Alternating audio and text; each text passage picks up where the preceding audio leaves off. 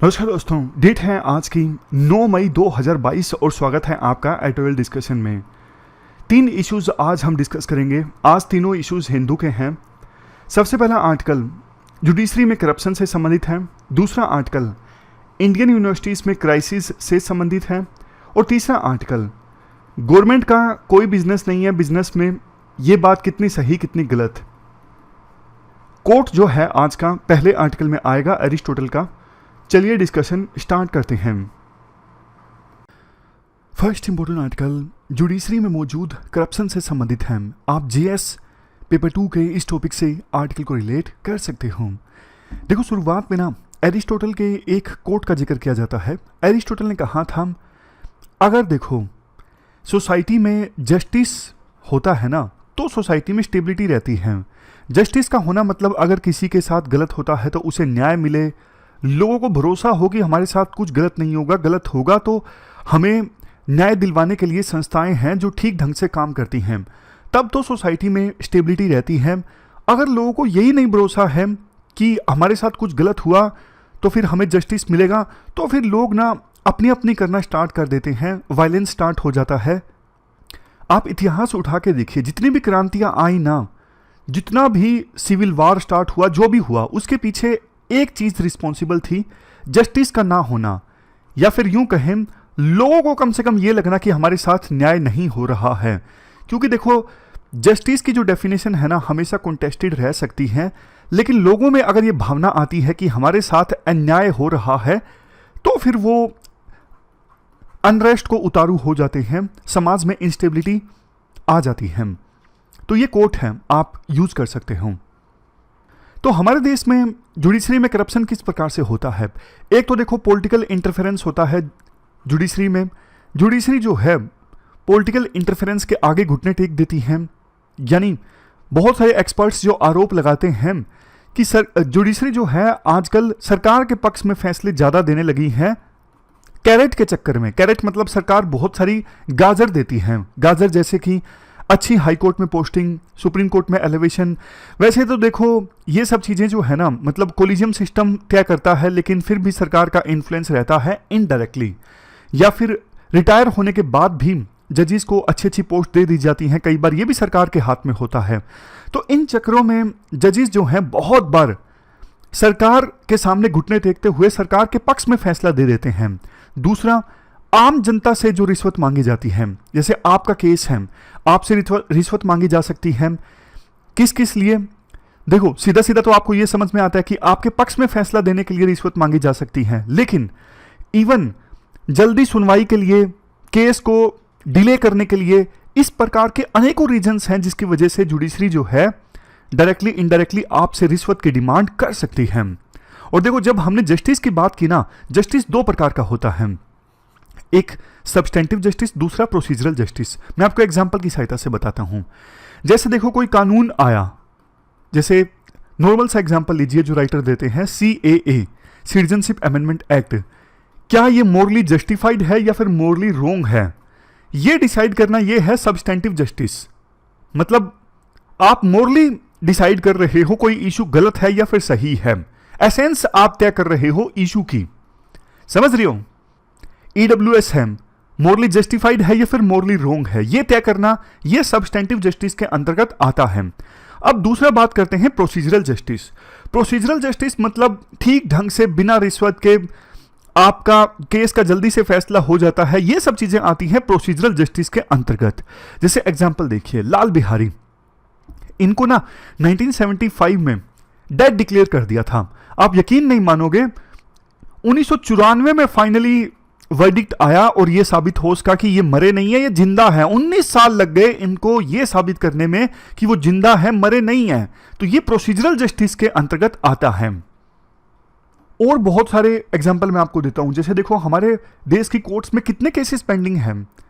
कहते हैं ना, justice delayed is justice denied. देर से जस्टिस मिला तो क्या मिला, लेकिन हमारे देश में कितने केसेस पेंडिंग है। ये देखिए, आंकड़ा देखिए आप, मैं निकाल लेता हूं यहां पे। अप्रैल 2017 का ये डेटा है, नेशनल जुडिशियल डेटा ग्रिड का। इंडिया के डिस्ट्रिक्ट कोर्ट्स में 2 करोड़ 41 लाख 86,566 इतने केसेस पेंडिंग हैं। इनमें से 9.58% केसेस जो हैं वो तो देखो ऐसे हैं जो 10 साल से ज़्यादा पुराने हैं, और 5 से 10 साल की बीच में 16.44% यानी 39,75,717 केसेस ऐसे पेंडिंग हैं जो 5 साल से 10 साल के बीच में पेंडिंग हैं। मतलब इतने साल हो चुके हैं 5 से लेकर 10 के बीच में। इतनी बैकलॉगिंग है, फिर भी देखो कोई कॉन्क्रीट स्टेप्स नहीं उठाए जा रहे हैं इस बैकलॉग को खत्म करने के लिए। बातें तो बहुत की जाती है, जब भी कोई कॉन्फ्रेंस आयोजित होती है, जैसे अभी भी हुई थी चीफ जस्टिस और चीफ मिनिस्टर्स की, उसमें भी बोला गया कि जो पेंडेंसी है उसको कम किया जाए। लेकिन आप बताइए कोई कॉन्क्रीट स्टेप्स लिए गए? नहीं लिए गए। मतलब कॉन्फ्रेंस के बाद हमने आर्टिकल भी डिस्कस किया था, लेकिन आपने क्या कोई देखा कोई रोड मैप तैयार किया गया हो या फिर ये बड़े फैसले लिए गए पेंडेंसी को खत्म करने के लिए? नहीं। वैकेंसीज देख लीजिए, इतनी इतनी वैकेंसीज खाली रहती हैं जजेस की। डेटा पुराना है 31 दिसंबर 2015 का। उस समय देखो 4,432 वैकेंसीज खाली थी जुडिशियल ऑफिसर्स की सबऑर्डिनेट कोर्ट्स में। ये टोटल सैंक्शन स्ट्रेंथ का 22% है। जब देखो इतना इतना परसेंटेज जजेस की वैकेंसीज का खाली रहेगा तो फिर कैसे जो केसेस हैं वो जल्दी जल्दी सोल्व होंगे। और थोड़ा और भी डेटा है, जैसे देखो ट्रांसपेरेंसी इंटरनेशनल का डेटा है 2009 से लेकर 2010 के बीच में ये सर्वे कंडक्ट किया गया था। उसके अनुसार 45% लोग जो जुडिशरी के टच में आए ना, उन्हें रिश्वत देनी पड़ी थी जुडिशरी को अपना काम जल्दी जल्दी करवाने के लिए। फिक्स रेट हैं आज के समय में हर एक चीज़ के, जल्दी डाइवोर्स चाहिए, बेल चाहिए, दूसरे प्रोसीजर्स, हर एक चीज़ के ना बिल्कुल फिक्स रेट हैं। कोर्ट फीस, हर एक 2 रुपए की कोर्ट फीस के पीछे 1000 रुपए की रिश्वत देनी पड़ती है। आज के समय में सिचुएशन इतनी ज़्यादा खराब है। और देखो दिक्कतें सिर्फ इतनी नहीं है, जुडिशरी से संबंधित और बहुत सारे इश्यूज हैं। जैसे देखो जुडिशरी में जल्दी से जस्टिस नहीं मिलता, इस वजह से एक्स्ट्रा जुडिशियल किलिंग काफ़ी होने लगी है। जैसे एनकाउंटर कर दिया विकास दुबे का, उस पर सवाल उठे। हैदराबाद में रेप का केस हुआ था, उसके बाद पुलिस ने एनकाउंटर कर दिया। वो भी एक प्रकार से कुछ एक्सपर्ट्स आरोप लगाते हैं एक्स्ट्रा जुडिशियल किलिंग है। तो कोर्ट से न्याय नहीं मिलता ना जल्दी से, तो लोग ना एक्स्ट्रा जुडिशियल किलिंग्स को पसंद करने लगे हैं। इंस्टेंट जस्टिस लोग चाहते हैं आज के समय में। अकाउंटेबिलिटी जो है काफ़ी वीक हो गई है। जजेस की वर्डिक्ट दे देते हैं, लेकिन जो वर्डिक्ट लिखते हैं उसमें प्रॉपर आर्ग्यूमेंट्स नहीं होते। बहुत बार जुडिशरी और पुलिस का आपस में नेक्सस देखने को मिलता है, और पुलिस जो है वो रिश्वत लेती है जुडिशरी के लिए बेल करवाने के लिए। केस इस प्रकार से तैयार किया जाता है कि जज जो हैं आसानी से बेल दे सकें या फिर बेल को इनकार कर सकें। इसके बाद देखो एक चीज़ ये बोली जाती है जो एग्ज़ाम में लिखने के लिए थोड़ी सी कंट्रोवर्शियल है। राइटर ये बोलते हैं जुडिशरी का जो रवैया है ना मुस्लिम्स के प्रति वो बायस्ड रहता है। अब ये चीज़ आंसर्स में लिखेंगे तो इम्प्रेशन काफ़ी रिस्की है एग्जामिनर का, इसलिए एग्ज़ाम में आप अवॉइड कर सकते हो। अब इसके बाद ना कुछ और एग्जांपल्स दिए जाते हैं आर्टिकल के बीच में, जैसे इवन हाई कोर्ट के जजेस तक रिश्वत लेते पकड़े गए हैं, एलिगेशंस लगे हैं। एग्जाम्पल दिया जाता है 30 हजारी डिस्ट्रिक्ट कोर्ट का, इसमें सीनियर सिविल जज हैं रचना तिवारी लखनपाल। इनको सितंबर 2016 में रिश्वत लेते हुए गिरफ्तार किया गया था एक कंप्लेनेंट के फेवर में फैसला देने के लिए। तो ये पूरा आर्टिकल हमने डिस्कस किया जुडिशरी की फंक्शनिंग से संबंधित। अब आगे चलते हैं। अगला आर्टिकल देखो इंडियन यूनिवर्सिटीज़ में मल्टीपल क्राइसिस से संबंधित है। राइटर शुरुआत में ना ये बोलते हैं कि आज के समय में इंडिया की जो यूनिवर्सिटीज़ है ना काफ़ी तरह के क्राइसिस से जूझ रही हैं। जैसे टोटल जितना सरकार खर्चा करती है ना उसमें से सिर्फ 1.3 से लेके 1.5% जो है वो हायर एजुकेशन पे खर्च करती है। मीनवाइल मिनिस्ट्री ऑफ एजुकेशन ने हायर एजुकेशन इंस्टीट्यूशंस में सीट्स तो इंक्रीज कर दी हैं 25%, लेकिन फंड्स इंक्रीज नहीं कर रही है सरकार। अब देखो 25% ज़्यादा स्टूडेंट्स जब आएंगे तो उनके लिए एक्स्ट्रा एलोकेशन तो होना चाहिए ना। उनको पढ़ाने के लिए एक्स्ट्रा टीचर्स की आवश्यकता है, रिसर्च के लिए एक्स्ट्रा पैसों की आवश्यकता है, इंफ्रास्ट्रक्चर थोड़ा एक्सपेंड करना पड़ेगा। लेकिन नहीं, सरकार बल्कि एलोकेशन जो है वो श्रिंक कर रही है। सेंट्रल लेवल पे स्टूडेंट फाइनेंशियल एड 2022-23 में कितनी थी? 2078 करोड़, और जबकि पिछले साल 2021-22 में कितनी? 2482 करोड़। और रिसर्च एंड इनोवेशन के लिए जो एलोकेशन है वो भी पिछले साल की अपेक्षाकृत 8% कम। यूनिवर्सिटी इंफ्रास्ट्रक्चर में इन्वेस्टमेंट काफ़ी कम हो चुकी है। क्लासरूम आज के समय में आप इंडिया की विभिन्न यूनिवर्सिटीज़ में देखोगे ना, ओवर क्राउडेड मिलेंगे। वेंटिलेशन काफ़ी पुअर देखने को मिलेगा। सैनिटेशन संबंधित समस्याएं हैं। हॉस्टल एकोमोडेशन अच्छी नहीं होती या फिर काफ़ी कम बच्चों को हॉस्टल मिलता है। एक एजेंसी बनाई गई थी हायर एजुकेशन इंस्टीट्यूशंस में फाइनेंसिंग के लिए, higher education financing agency.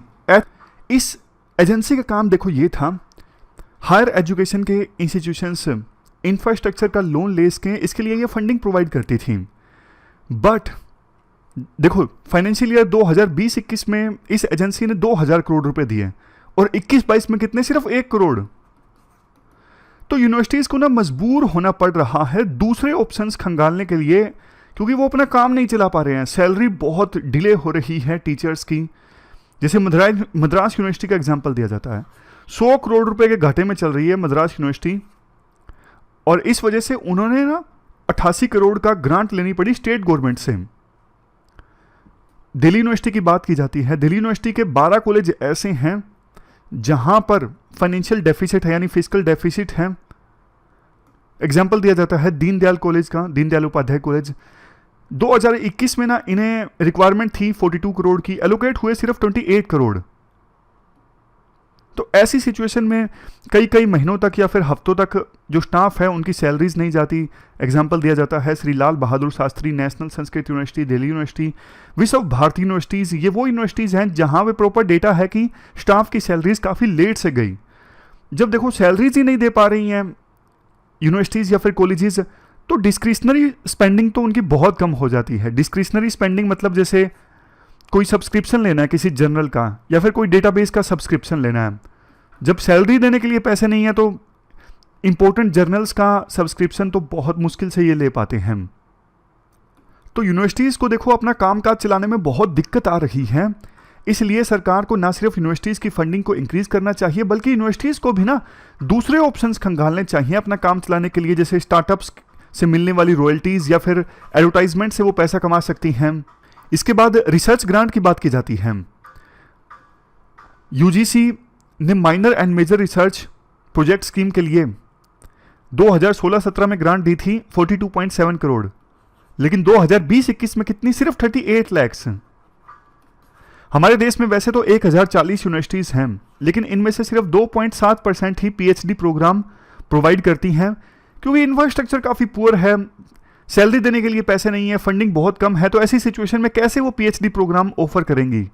National research foundation बनाने की बात कही गई है नेशनल एजुकेशन पॉलिसी 2020 में, लेकिन अभी तक ये फाउंडेशन बनी नहीं है, और बनेगी तब भी सरकार लिमिटेड बजट ही प्रोवाइड करेगी इस फाउंडेशन को। ये डर है एक्सपर्ट्स को, खास करके जिन्होंने आर्टिकल लिखा है उनका देखो ये मानना है एनआरएफ ये जो संस्था बनेगी ना यूनिवर्सिटीज़ की फंडिंग के लिए, रिसर्च को प्रमोट करने के लिए, ये ऐसा ना हो कि ऑलरेडी जो स्कीम्स चल रही हैं उनको ही मर्ज कर दे।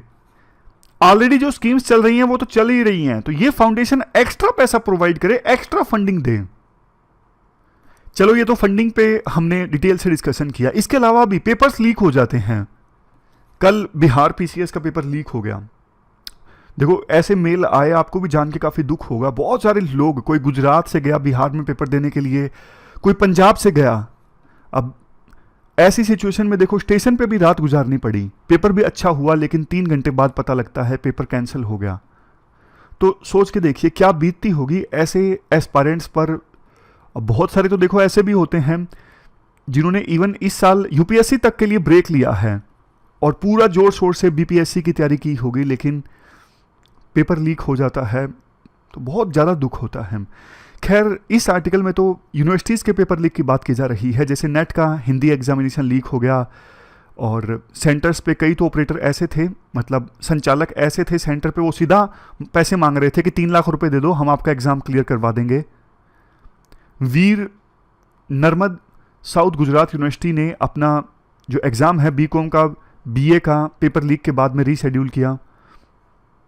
इसके बाद बात की जाती है freedom of speech and expression की।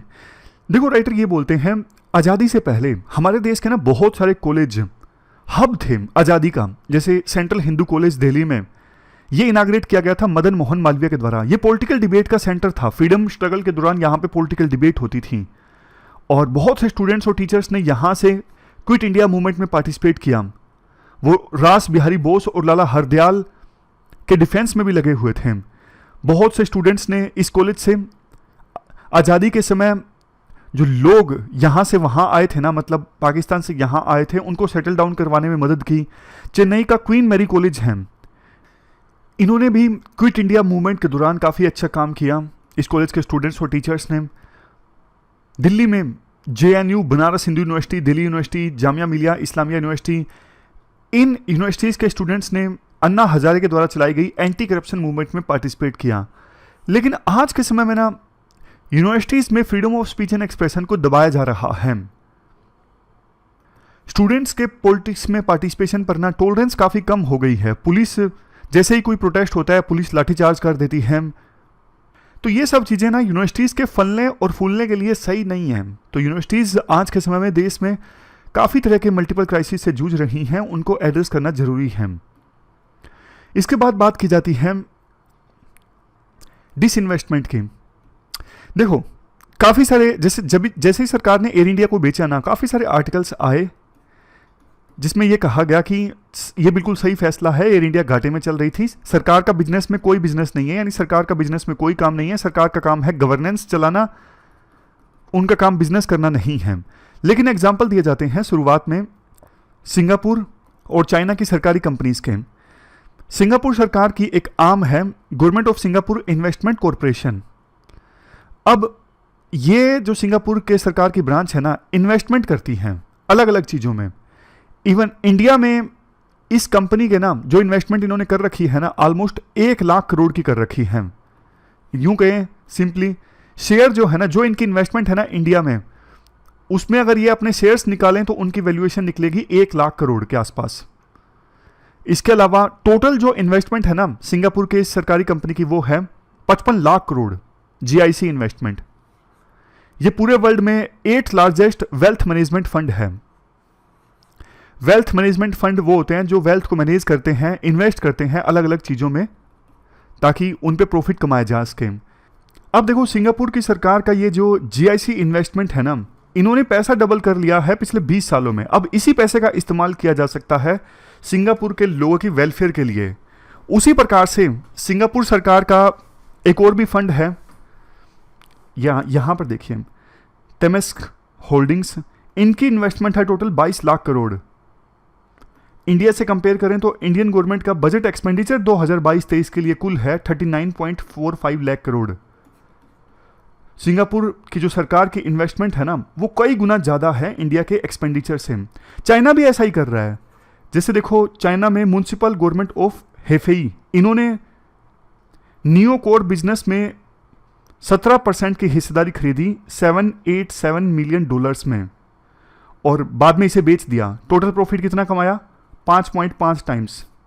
2017 तक वो कंपनीज जिनका मालिकाना हक चाइना की सरकार के पास है ना, इन्होंने ऐसी कंपनीज ने 67.5 लाख करोड़ की इन्वेस्टमेंट की है ओवरसीज कंपनी में, यानी विदेशी कंपनीज में, जो कि देखो इंडिया की GDP का 27% है। अब देखो, इस सारे डेटा से क्या सीखने को मिलता है। जहां एक तरफ देखो सिंगापुर और चाइना में सरकारी कंपनीज है ना, वो बल्कि बड़ी बड़ी इन्वेस्टमेंट कर रही हैं दूसरी कंपनीज में। हमारे देश में हम डिसइन्वेस्ट कर रहे हैं। सरकार उन कंपनीज में भी हिस्सेदारी बेच रही है जो इवन प्रॉफिटेबल हैं, जैसे नवरत्न है। जो नवरत्न PSUs है ना, वो तो अच्छा परफॉर्म कर रही हैं, लेकिन उनको भी बेचा जा रहा है। चाइना में एक company, China national petroleum corporation, इनके पास एसेट है $600 बिलियन के। अब देखो, ये जो कंपनी है ना, अपने इतनी बड़ी वैल्यूएशन है, इसका इस्तेमाल कर रही है ग्लोबल एम्बिशंस को पूरा करने के लिए। जब किसी देश की सरकारी कंपनी इतना बड़ा हो जाती है तो उसका क्लाउट इंक्रीज हो जाता है, उस कंपनी की वजह से देश का क्लाउट भी इंक्रीज हो जाता है। लेकिन सरकार तो सरकारी कंपनीज को बड़ा होने ही नहीं दे रही है, उससे पहले बेच देती है। ये तो वही बात हो गई। इन PSU से ना सरकार को बहुत डिविडेंड मिलता है, जैसे 50,000 करोड़ का डिविडेंड मिला। अब देखो, ये एक ऐसी मुर्गी है, PSUs ऐसी मुर्गी हैं जो रेगुलर बेसिस पे अंडा देती हैं डिविडेंड की फॉर्म में। लेकिन सरकार इन PSUs को बेच के एक ही बार में सारे अंडे निकालना चाहती है, लेकिन ऐसा मुमकिन नहीं हो पाएगा, सरकार को नुकसान हो जाएगा। सरकार ना वेस्टर्न फिलोसफी में बिलीव करती है। जैसे ये वेस्टर्न कंट्रीज है ना, इनका आमतौर पर तर्क रहता है कि सरकार का बिजनेस में कोई काम नहीं है। ये ईस्ट एशियन कंट्रीज हैं, चाइना, सिंगापुर। तो राइटर कहते हैं हमें वेस्टर्न कंट्रीज के तर्कों में नहीं फंसना चाहिए।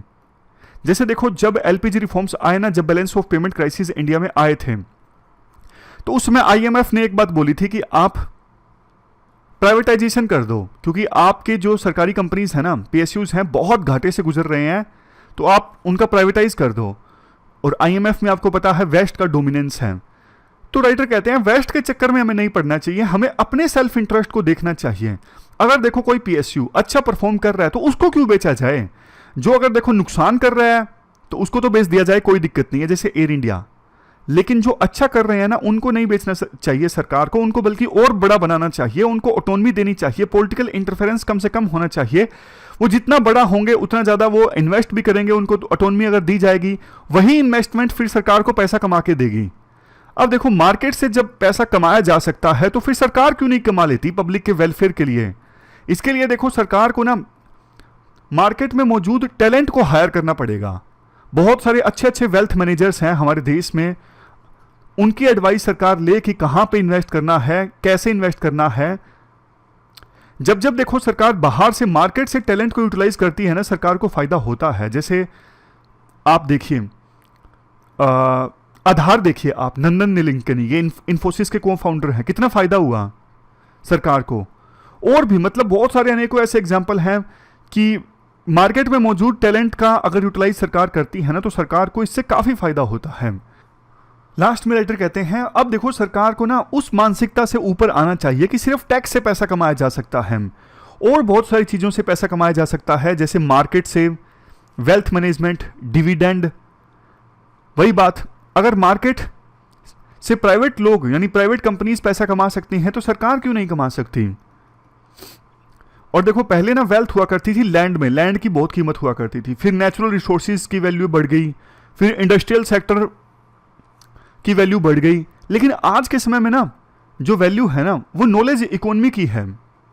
नॉलेज इकोनॉमी का अगर मैं एग्जांपल दूं तो research, technical support, consulting, information, इनकी वजह से जब ग्रोथ होती है ना, तो आप बोल सकते हो कि देश की जो इकोनॉमी है वो नॉलेज इकोनॉमी में ट्रांसफॉर्म हो रही है।